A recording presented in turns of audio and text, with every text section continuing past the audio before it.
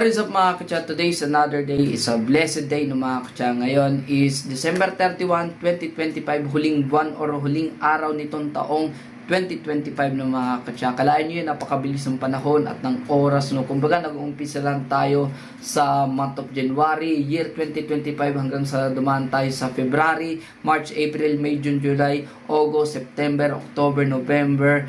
Yun, December na no mga katsa. And ilang oras na lang ang hinihintay ng lahat ay bagong taon na we proceed year 2026 and back to January na naman, another chapter, another year na naman yung dadagdag sa atin ng mga katsa. Pagpasalamat natin sa Lord yan na yun, another year na naman yung dadagdag sa atin. No? Kaya yun, always tayo mag-thank you kay Lord as always mga katsa. Sa video na ito ng mga katsa ay gusto ko lang na magpasalamat sa inyong lahat, no? Lalo na sa mga subscribers ko dito sa King Chat TV, no? Or dito sa aking YouTube channel ko ng mga katsa. No? Mula 2020 hanggang ngayon 2025 na patuloy pa rin sa pag-support at sa panonood ng mga videos ko dito sa King Chat TV. Bihira ako mag-upload ngayon this 2025 ng mga katsa. Lalo na ngayong December ay dalawa lang yung na-uploads ko na video. No? Sa kadahilanan na nag-vlog na rin kasi ako dun sa TikTok account ko no mga katsa, and nag-upload na rin ako ng mga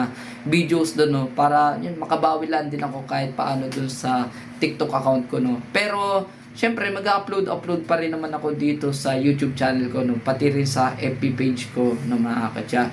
So yun, kung gusto nyo pa mapanood yung mga videos ko dun sa TikTok and live stream ko din sa TikTok no, yun, follow nyo ito King Cha, follow nyo na rin yung IG ko, post itong FB page ko, and sa mga hindi pa nakaka-subscribe dito sa YouTube channel ko sa King Cha TV ay subscribe na ninyo no mga katsa. Paabutin nyo ako ng 3,000 subscribers no mga katsa. Padagdagin natin yan no mga katsa. Papagpatuloy pa rin natin yung mga pag-uploads ko ng videos dito sa aking YouTube channel. Bihira lang tayo makapag-uploads, pero I try my best na makapag-upload din ng mga videos dito sa YouTube channel ko sa 2026 no mga katsa. Thank you sa lahat ng mga subscribers na nagpapatuloy na suporta sa dito sa King Chat TV no. Lastly, gusto kong ipagpasalamat no una sa Lord na ginagabayan niya ako sa buong taong 2025 no mga katsa. Although na maraming pagsubok, challenges, lalo na yung sa side namin mula nung nawala nga yung lolo ko, pero we accept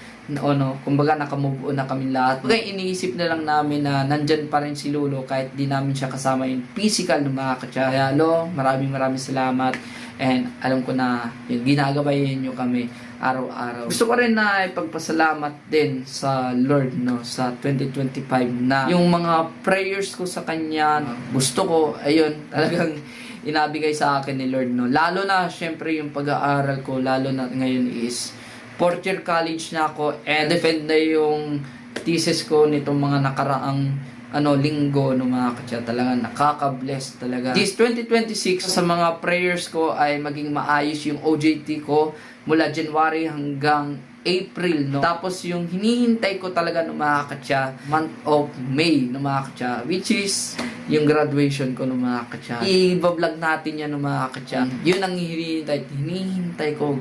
Ina-claim ko yan lagi kong inapag-pray sa Lord yan. Lord, nawala makagraduate ako. Kasi ito yung pangako ko talaga sa lolo ko nung nabubuhay pa siya na konti na lang mag-graduate na ako.